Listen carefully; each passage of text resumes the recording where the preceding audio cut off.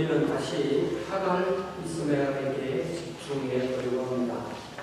하갈과 이스마엘 이야기는 아마도 창세기 12장부터 시작되는 것 같아요. 아브라함의 삶 속에 하갈이 개입한 것이 아브라함이 기근을 피하고 이집트로 피신할 때로부터 보통 여겨집니다. 그곳에서 자기 아내를 누이라고 속이고 여차여차해서 다시 아내를 돌려받고 또 파라오가 아브라함에게 많은 선물을 주는데 그 선물들 중에 남종과 여종들이 있었고 그 여종들 가운데 하갈이 있었을 것이다. 그래서 하갈이 사라의 몸종이 되었다. 이렇게 생각하는 추정입니다. 그리고 이제 16장을 창세기 16장을 열어보면 아브라함과 사라가 가나안 땅에 거주한 지 한 10년 정도 흘렀죠. 그래서 아브라함은 85세, 사라는 75세 정도 되었는데 하나님은 아브라함의 몸, 그러니까 아브라함과 사라를 통해서 그 사이에 아들을 주시겠다고 약속하셨고 그분은 10년 동안 열심히 기다렸습니다. 그러나 기다리다 지쳐가지고 더 이상 하나님을 신뢰하지 못하고 자기들의 방법을 생각해내었는데 그 방법을 생각해낸 사람은 사라였고 사라가 자기 몸종 하갈을 자기 남편 아브라함에게 주어서 동침하게 해서 그녀를 통해서 아브라함과 사라의 아들을 낳았다는 생각. 잘 생각해 보세요. 아브라함과 사라를 통해서 하나님이 아들을 준다고 하셨는데 사라는 아브라함과 하갈 사이에 아들을 낳게 하고 그 아들을 내 아들이라 된다는 거예요. 그럼 됩니까? 안 됩니까? 고대에는 많은 사람이 그렇게 했어요. 그러니까 이것이 안 된다는 게 아니라 하나님은 그걸 약속한 것이 아니라는 거예요. 고대에는 많은 사람들이 그렇게 했지만 하나님이 약속하신 것은 그것이 아니었습니다.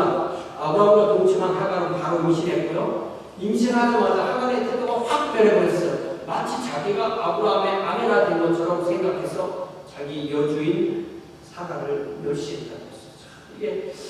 이게 그렇죠. 사라는 그래서 하갈을 학대하게 되고 하갈은 살기 위해서 여주인 앞에서 도망 나온 거죠. 그래서 우리가 이 16장을 잘 보면 사라를 피해서 도망한 하갈이 아마 자기 고향 이집트로 가려고 했던 것 같아요. 그래서 아브라함과 사라가 살았던 곳은 헤브론이고 그 헤브론에서 쭉 내려가면 이집트인데 그 길을 이 고고학자들이 생각해 보니까 그 길에 그 긴 길에 오아시스가 딱 하나뿐이었다고 합니다. 그 오아시스가 바로 창세기 16장 7절에 나오는 술길 옆에 있는 샘이 닿게 돼 있어요. 거기에 딱 가 있을 때 하나님께서 그 샘 곁에서 하갈에게 사자를 보내어서 그 하나님께서 하나님의 사자를 통해서 하갈과 대화를 하시면서 그 대화의 핵심은 내 여주인에게 돌아가라 이것입니다. 9절에 보니까 여호와의 사자가 뭐라고 말씀하시냐면은 내 여주인에게로 돌아가서 그 수하에 복종하라. 이게 뭔 얘기예요? 왜 여호와의 사자는 하갈에게 도망 나온 사람에게 다시 그 집으로 들어가라고 말했을까요? 왜냐하면 그것이 하갈이 살 수 있는 유일한 방법이었기 때문입니다. 하갈이 잘못된 태도를 바꾸어서 다른 태도를 가진다면 그녀는 사라의 몸종이라는 원래 신분으로 돌아가서 살 수가 있게 되어 있습니다. 그러면 어느덧 태중에 있는 아이도 자라나게 되고 태중에서 자라고 어느덧 태어나게 되고 다시 자라게 되고 아이가 이제 자라나면 또 그 아이가 자기 아들이 되는 거니까 그 아이를 전력에 기를 수 있도록 그 하갈을 다시 아브라함의 집으로 돌려보내는 것입니다. 16장 10절에 보니까 여호와의 사자가 또 그에게 이르되 내가 네 씨를 크게 번성하여 그 수가 많아 셀 수 없게 하리라고 말씀하십니다. 하나님은 아브라함과 하갈 사이에 태어날 아이를 뭐라고 불러요? 네 씨, 그게 누구시예요? 하갈의 씨라고 부릅니다. 하갈의 씨라고 불러요. 하나님, 그러니까 아브라함과 사라가 하갈을 통해서 난 그 씨를 아브라함의 씨로 얻고 했죠. 아브라함의 씨는 맞아요. 그렇지만 아브라함과 하갈 사이에 태어난 씨가 아브라함의 씨이긴 하지만 하갈의 씨지 사라의 씨는 아닌 거죠. 그러면서 제가 주보에서도 11절에서 여호와의 사자가 또 그에게 이르되 같이 것이자 내가 임신하였으니 아들을 낳으리니 그 이름을 뭐라 하나? 이스마엘이라라. 왜냐하면 이는 여호와께서 내 고통을 들으셨습니다. 이렇게 말씀하세요. 그러니까 하갈이 낳을 아들의 이름은 그가 태어나기도 전에 이스라엘에서 뭐라고 이름이 지어졌다고요? 이슈마엘이라는 이름의 의미는 하나님이 들으신다. 이게 히브리어는 무조건 동사가 3인칭 남성 과거가 기본입니다. 이상하죠. 3인칭, 그러니까 그가 무엇을 했다. 그러니까 이 이스마엘 그 원형이 샤마인데, 샤마는 그가 들었다는 뜻이에요. 그것이 현재로 바뀌면 이스마가 되고 거기에 엘을 붙여서 하나님 의미하는 엘을 붙여서 하나님이 들으신다라는 그런 이름이 됩니다. 그러니까 이스마엘이라는 그 아이의 이름에는 항상 하나님이 들으셔라는 내용이 그 안에 들어있는 것입니다.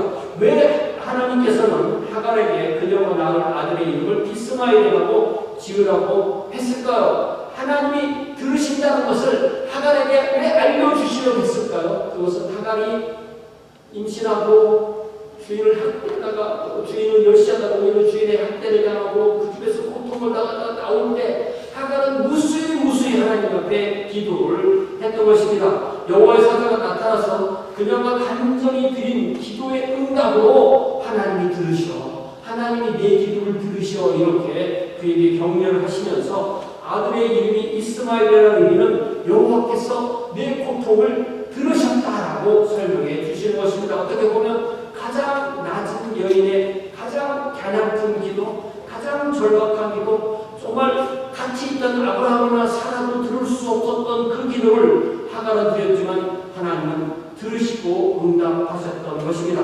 16장 13절에 보면 하갈이 자기에게 이르신 여호와의 이름을, 그러니까 여호와의 이름을 짓는 데 뭐라고 하냐면 나를 살피시는 하나님, 나를 이렇게 주목하시는 하나님, 이렇게 이름을 줬다는 거예요. 왜냐하면 내가 어떻게 여기서 나를 살피시는 하나님을 배웠는고 합니다. 그러면서 이제 여호와의 사자를 떠났죠. 여호와의 사자를 만난 하갈은 이제 하나님의 메시지를 받았기 때문에 그 전에 하갈과는 전혀 다른 여인이 되었습니다. 그녀는 하나님이 이 아브라함에게 주셨던 것 같은 그동안은 아브라함의 하나님, 사라의 하나님이었는데 이제 여호와의 사자가 하갈에게 나타나니까 그 하나님이 나의 하나님이 되는 것입니다. 하갈은 여호와를 자기 하나님이라고 붙들면서 나를 살피시는 하나님 이렇게 부른 것입니다. 하갈이 고통 가운데 기도할 때 하나님은 듣고 이스마엘이라는 하갈의 이름으로 응답하셨습니다. 나를 살피시는 하나님, 이게 우리 말로는 세 단어이지만 히브리 원어는 아주 간단하게 엘로이. 한번 따라해보세요. 엘로이라는 뜻이 뭐냐면 나를 살피시는 하나님. 그러니까 그녀의 기도를 듣고 응답하실 뿐만 아니라 불꽃 같은 눈동자로 그녀를 보살피고 계심을 그렇게 하나님의 이름을 바꾸어서 불렀던 것입니다. 하갈은 독백하기를 내가 어떻게 여기서 나를 살피신 하나님을 배웠는고, 하갈은 하나님이 언제나 자기를 살펴보고 계심을 여호와의 사자가 나타나서 전한 메시지를 통하여서 분명히 보았던 것입니다. 여러분, 우리가 주님을 더 많이 보겠어요? 주님이 우리를 더 많이 보겠어요? 그게 믿음이에요. 주님이 내가 주님을 보는 것보다 더 많이 보고 계시어라는 것을 깨닫는 것이 바로 살아있는 믿음인 것입니다. 그 살아있는 믿음을 가지고 있을 때 우리는 하나님 앞에서 하나님이 나만 사랑하시어 나는 하나님 앞에 있는 단독자야 라고 그렇게 자신의 자존감이 하나님 앞에 사는 그런 믿음을 갖게 되는 것입니다. 이 하갈의 체험, 하갈의 믿음은 아브라함의 하나님이 하갈 자신의 하나님이 되는 체험이며 믿음이었습니다. 우리가 집에서 기도하고 말씀 보고 함께 모여서 공동체를 두고 함께 기도하고 함께 예배하고 함께 말씀을 듣는 가장 큰 이유는 아브라함의 하나님으로 끝나는 것이 아니라 하갈의 하나님으로 끝나는 것이 아니라 저와 여러분 각자의 하나님 되심을 우리가 믿고 깨닫고 주장하고 누리기 위함입니다. 그래서 16장 14절에 보니까 아예 하나님 이름을 바꾸는 것이 아니라 자기가 하나님을 만났던 그 샘 이름도 자기가 지어줘. 샘 이름이 뭐예요? 부엘. 그 다음에 뭐예요? 라헬. 로이 세 단어예요. 부엘이라는 것은 히브리어로 부엘은 이게 샘이나 우물이나 오아시스고요. 라헬은 이 히브리어로 이 헤이가 들어간 게 여호와한테 해자거든요. 살아서 존재하시는 분. 그러면 로이는 나를 살피시는 분. 그러니까 엘로이가 나를 살피신 하나님이라고 했죠. 그러니까 나를 살피시는 하나님의 나를 살피시는 살아계신 분의 우물, 그러니까 자기가 그 우물에서 자기를 살피신 하나님을 만났기 때문에 그 우물이 바로 하나님께서 나를 살피시다는 상징이 된다는 거예요. 이게 무슨 얘기냐면 잘 생각해보면 이게 물 얘기라는 거예요. 보세요. 사람은 숨을 못 쉬면 몇 분 살아요? 숨을 못 쉬면 맥시멈 5분 안에 죽는 겁니다. 물을 마시지 않으면 며칠 살 수 있을 것 같아요? 일주일 못 가는 거죠. 수분을 줘야 돼요. 음식을 먹으면 맥시멈 40일 정도 되는 거죠. 그러니까 하갈은 자신을 물로 하나님께 연결하는 거예요. 하나님이 사람을 살리시기 위해 물을 주신다는 것을 아는 거예요. 하나님께서 자기를 살피셔서 물을 주시고 물을 주셔서 생명을 연장하도록 하셨다는 것을 나를 살피시는 이의 우물이라고 말하면서 그것을 기억하는 것이죠. 이후로 하갈의 삶은 송두리째 바뀌었습니다. 이전에 그녀는 사라의 몸종으로 아브라함과 사라의 아들을 낳아주는 역할로만 자신을 이해했다면 이제는 자기 태중에 있는 이스마엘이 아브라함의 씨이기도 하지만 하갈 자신의 씨인 것을 분명히 깨닫고 하나님 앞에 홀로서는 여인이 되었습니다. 그래서 15절에 보니까 하갈이 아브라함의 아들을 낳았다. 이제 주인의 집으로 돌아가서 하나님의 말씀에 순종해서 여주인 사라의 집 자기의 집으로 돌아가서 거기에서 이스마엘을 잉태하도록 한 아브라함의 집에 돌아가서 그곳에서 여주인 사라에게 철저하게 복종하고 그렇게 하는 것이 자신의 유일한 생명을 알고 믿었고 순종했기 때문에 그래서 이제는 그곳에 돌아가서 안전하게 아기를 낳을 수가 있던 것입니다. 그러니까 이 하갈이 그 샘곁에서 여호와의 사자를 만났을 때 그 이야기를 가지고 그대로 아브라함에 가서 사라에게 가서 이야기를 해주었겠죠. 그리고 나서 그렇게 하니까 아브라함이 그 아이 이름을 하갈이 아브라함에게 낳은 아이 이름을 이스마엘이라고 그렇게 지었다고 했고 그때 마지막 16장 마지막 절에 보니까 아브라함의 나이가 86세였다. 그렇게 가나안 때 들었을 때 75세인데 10년 기다렸다가 그 1년 동안에 이스마엘을 낳았으니까 1년이 더해져서 86세가 되었던 것입니다. 자, 11년 만에 자식을 얻었는데 그 자식이 하나님께서 약속하신 자식이 아닌 거예요. 그래서 우리가 지난주에 본 갈라디아서는 육신의 자식 이렇게 말했죠. 자, 이제 쭉 건너뛰어서 21장으로 가보세요. 오늘 보면 21장이니까 21장에 가보니까 하나님께서 약속하신 자녀는 이스마엘이 아니라 이삭이잖아요. 21장 1절을 보니까 여호와께서 말씀하신 대로 누구를 돌보셨어요? 사라를 돌보셨고 여호와께서 말씀하신 대로 사라에게 행하셨습니다. 이게 두 단어를 꽉꽉 눌러서 얘기하는 거예요. 여호와께서 말씀하신 대로 약속대로 누구에게? 사라에게 행하셨기 때문에 그러니까 주어는 여호와 하나님이고 하나님의 은혜가 임하는 대상은 사라라는 거예요. 그래서 아브라함이 100세가 되던 사라가 90세가 되던 아브라함과 사라는 하나님의 약속대로 아들을 얻고 진정 기쁨의 웃음을 웃으면서 하나님께서 말씀하셨던 대로 그들의 난 씨인 이삭을 그가 얻는다라는 의미로 이삭 이렇게 했는데 이게 아마 웃는 것을 그 의성어 의형으로 이렇게 만든 그런 단어인 것 같아요. 이삭이라고 이름을 줬습니다. 우리 주영 형제가 이삭이죠. 이삭 하면 늘 생각이 날 것 같아요. 그죠?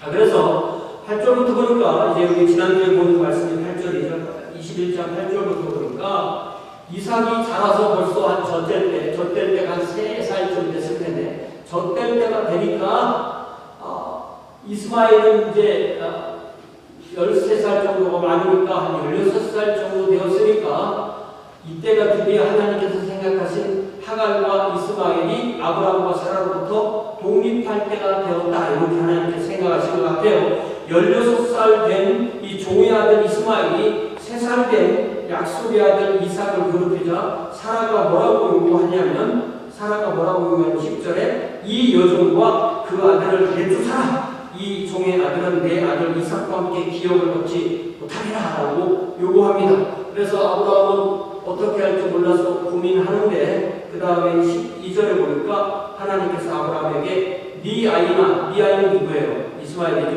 이스마엘이나 내 이름 하가로 말미암아 근심하지 말고 사라가 내게 이른 말을 다 들으라. 이삭에게서 나는 자라야 내 씨라 부를 것이니라 라고 이렇게 말씀하십니다. 다시 말하면 이스마엘은 아브라함의 기업을 이룰 수 없다는 것입니다. 그러나 13절에서 여종의 아들 이스마엘도 아브라함의 씨이기 때문에, 그러니까 아브라함의 씨이며 하가를 했으니까 그에게 대해서 뭐라고 약속하시냐면 13절에서 그러나 여종의 아들도 하갈의 씨인 이스마엘도 아브라함 너의 씨이기 때문에 내가 그 이스마엘로 한 민족을 이루게 하리라 라고 이렇게 말씀해 주셨어요. 그래서 오늘 우리가 이 설교 말씀의 제목이 이스마엘인데, 이스마엘이라는 단어에는 하나님께서 들으신다는 말이 16장에서도 나오고 다시 또 21장에서 또다시 하나님께서 들으신다는 말이 또 본문 17절에서 또 겹치는 것이고, 하나님께서 이 아이의 울음소리를 들으셨다라면서 겹치는 거예요.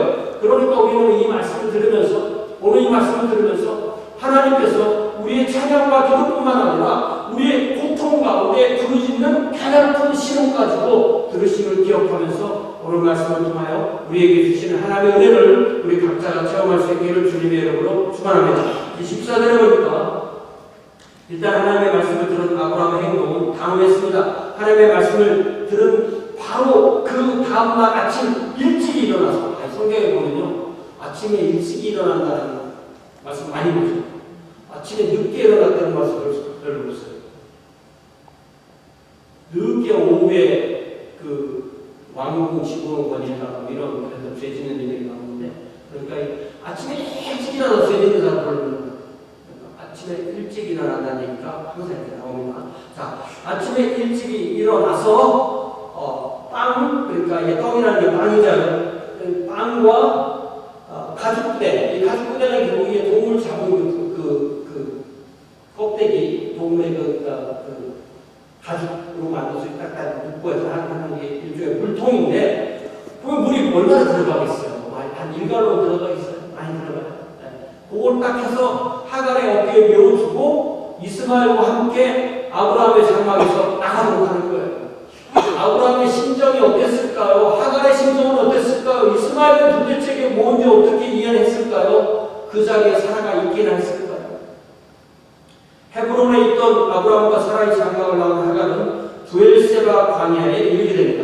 오늘 다음 주에 우리 진전사를 설교했을 때 왜 부엘세바라는 말이 왜 생겼는가라는 것을 말씀해 주실 텐데, 제가 미리 간략하게 말씀드리면 아브라함의 종들과 이 아비멜렉의 종들이 아브라함의 종들이 판 우물 때문에 서로 분화가 일어나니까 아브라함이 서로 싸우지 말지 않고 해서 그 우물 앞에서 서로 맹세하고 언약해서 거기서 그 우물을 맹세 우물이라는 말이 히브리어로 부엘세바. 그러니까 부엘세바라는 이름이 이미 나오기 이전에 하갈이 부엘세바로 갔다는 말이에요. 그러니까 이해되시죠? 그러니까 나중에 얘기를 하니까 거기가 부엘세바. 그러나 하갈이 이스마엘과 함께 빵과 한 가죽 부대에 물을 가지고 광야를 건넜을 때는 아직 부엘세바가 아니었던 것입니다. 자, 이제 15절 보니까 가죽 부대에 물이 떨어졌다고 했어요. 이게 무슨 말이에요? 가죽 부대에 물이 떨어졌다는 얘기는 뭐냐면 물은 떨어졌는데 오아시스는 발견하지 못했다는 뜻이에요. 무슨 얘기예요? 죽는다는 말입니다. 죽어간다는 말이에요. 그러니까 죽어가는 아들을 관목 덤불 아래에 두었다는 말이에요. 가죽 부대의 물을 아무리 아껴서 마셔도 며칠을 마실 수 있겠습니까? 며칠을 못 돼서 가죽 부대의 물은 다 떨어지고 물을 마시지 못하면 죽으니까 다음 오아시스를 발견하기 전까지 오아시스를 발견해야 또 거기에 물을 가죽 부대에 채우게 되는데, 그러니까 결국 이 광야에서의 생명이라는 것은 오아시스의 물에 의해서만 유지될 수밖에 없다는 것이에요. 그러니까 하갈과 이스마엘은 아마도 지난 2, 3일 사이에 오아시스를 발견할 수 없었고 가죽 부대의 물은 떨어졌고 그들은 문자적으로 죽어가고 있는 거예요. 그래서 하갈은 더 이상 자기 아들 이스마엘이 기진맥진해서 더 이상 움직일 수 없다는 것을 알고 관목덤을 그래도 좀 그늘이 있을 것 같은 그 아래에 두고 이스마엘은 거기서 죽어가고 있다는 얘기예요. 제가 오늘 말씀에서 제 마음을 많이 움직인 것이 이스마엘은 16살이고 하갈은 엄마예요. 그럼 16살째 아들이 더 강해요, 엄마가. 놀랍게도 엄마가 더 강해요. 애는 죽어가고 있는데 엄마는 살아서 움직이는 거예요. 저는 그것에 더 관심을 갖고 있습니다. 16절에 보니까 엄마가 뭐라고 말하냐면 내 아들이 죽는 것을 참아보지 못하겠다. 엄마도 이제 곧 있으면 죽고 아들은 거의 죽어가는 입장인데 서로 같이 붙어 있어야 되는 거 아니에요? 그런데 하갈은 그렇게 하지 않고 화살 한바탕, 이게 얼마나 될까요? 제가 찾아보니까 한 100m에서 200m예요. 그 정도 떨어져서 가까이서 보면 너무 가슴 아프니까 그 정도 떨어져서 아들이 죽어가는 것을 바라보면서 소리내서 울었다고 했습니다. 하나님은 우리에게 언제 오십니까? 우리가 아무것도 할 수 없을 때, 우리의 모든 노력을 포기할 수밖에 없을 때, 제가 지난 주일에 그 뭐라고 했죠? 진퇴양난이라고 했고, 아포리아라고 했고, 딜레마라고 했죠. 그런 상황에 빠졌을 때 우리에게 오시는 경우가 많습니다. 그래서 나는 이제 할 수 있는 게 아무것도 없어. 기도밖에 할 수 있는 것이 없어. 기도밖에 할 수 있는 것이 없으면 기도해야 돼, 안 해야 돼? 할 수 있는 거 기도밖에 없어. 그럼 기도해야 돼, 안 해? 기도밖에 할 수 있는 것이 없으니까 기도도 안 하는 사람이 있어요. 얼마나 미련한 거예요. 우리에게는 하나님이 있고 우리에게 기도가 있기 때문에 아무것도 남지 않고 기도밖에 남지 않았어. 그때 우리는 기도해야 되는 것이에요. 하갈은 그렇게 기도했습니다. 그래서 하갈은 그 자리에서 하나님께 울음으로 자기의 기도를 표현한 거죠. 그런데 잘 17절에 보니까 하갈만 울었답니다. 17절 같이 보세요. 시작. 하나님이 그 어린아이의 소리를 들으셨으므로 하나님의 사자가 하늘에서부터 하갈을 불러 이르시되 하갈아 무슨 일이냐 두려워하지마라 하나님이 저기 있는 아이의 소리를 들으셨다. 그러니까 이 들었다는 단어를 두 번이나 강조하는 거예요. 그 아이는 이스마엘이라고 했죠. 하나님이 들으신다고 했죠. 그러니까 하갈이 울 때, 이스마엘이 울 때 하나님이 들으셨다는 거예요. 그러니까 하갈이 그녀의 아들 이스마엘의 죽은 장면을 차마 가까이서 지켜볼 수 없다면서 화살 한바탕 정도 떨어져서 울고 있던 그 순간에 이스마엘도 울고 있었던 거예요. 하갈과 이스마엘의 울음이 얼마나 컸는지, 얼마나 작았는지 그 중요하지 않아요. 네. 기도를 크게 하든지 작게 하든지 그 중요한 게 아닙니다. 우리 울리는 소리가 커도 하나님이 못 드시는 하나님이 아니니까 크게 말해도 들으시고 편안하게 작게 기도해도 하나님은 들으십니다. 들으시는 하나님 또한 응답하시는 하나님입니다. 제가 미국에 왔을 때 한 29년, 30년 못 됐을 때 그때 많이 불렀던 우리 찬송이 주만 바라보자고 생각하세요. 그거 한번 지금 같이 한번 불러보겠어요. 네. 주만 바라보고 그거 한번 읽고 같이 부릅니다.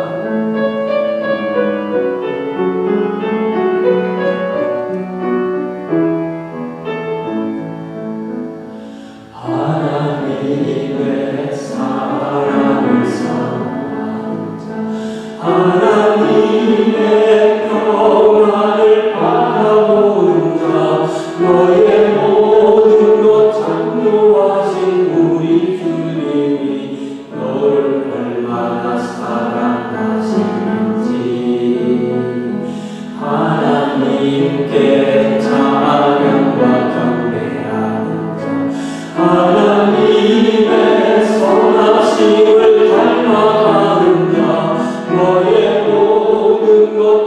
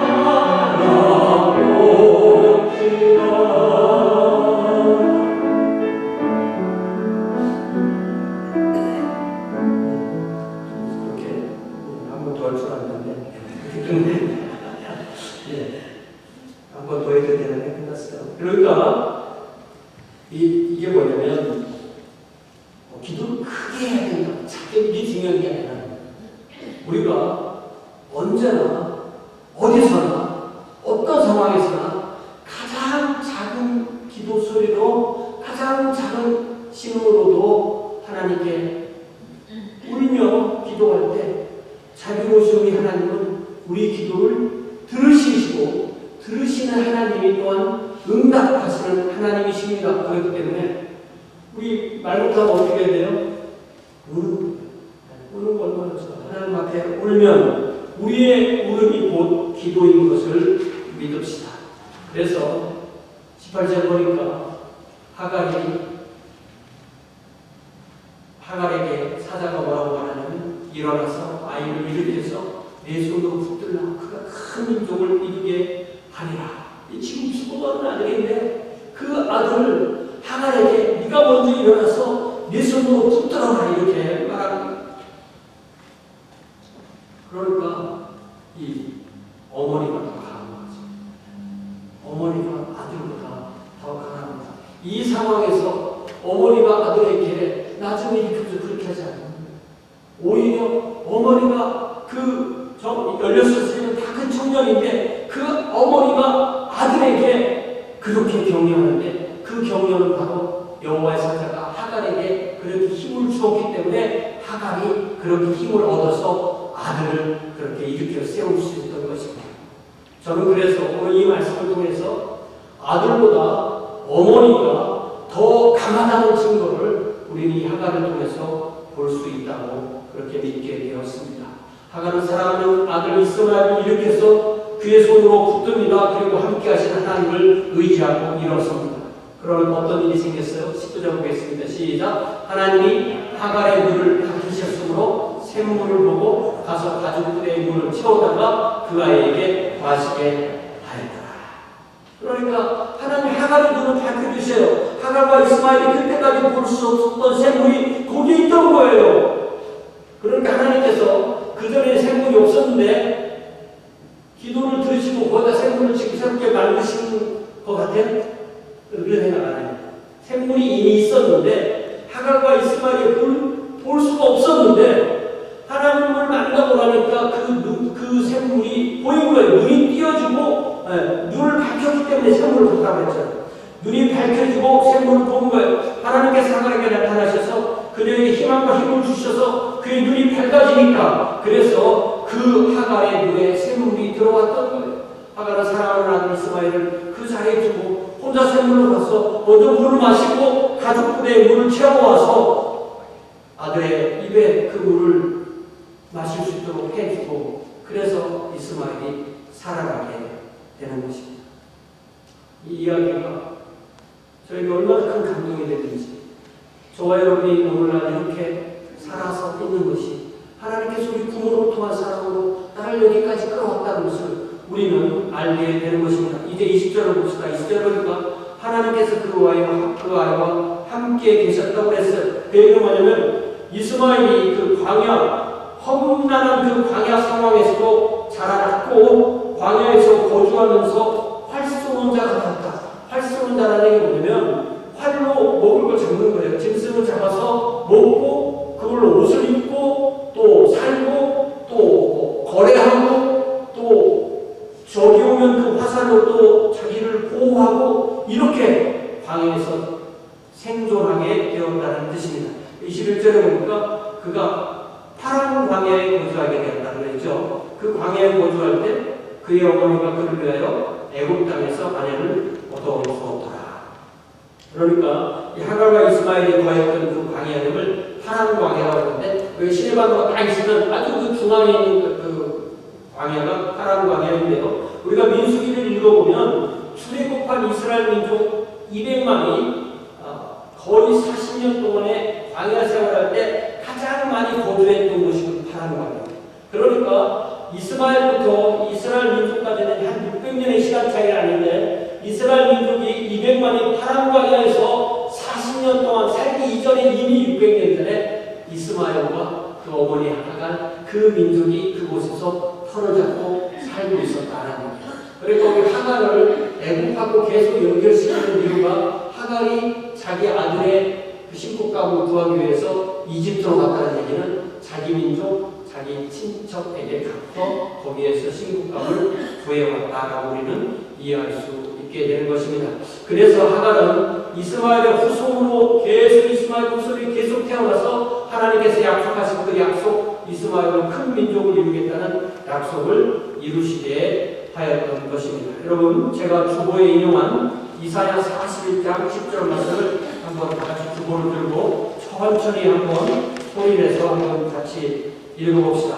이사야 41장 10절 시작. 두려워하지 말라. 내가 너와 함께하리라. 놀라지 말라. 나는 네 하나님이 되리라. 내가 너를 굳세게 하리라. 참으로 너를 도와주리라. 참으로 나의 의로운 오른손으로 너를 붙들리라.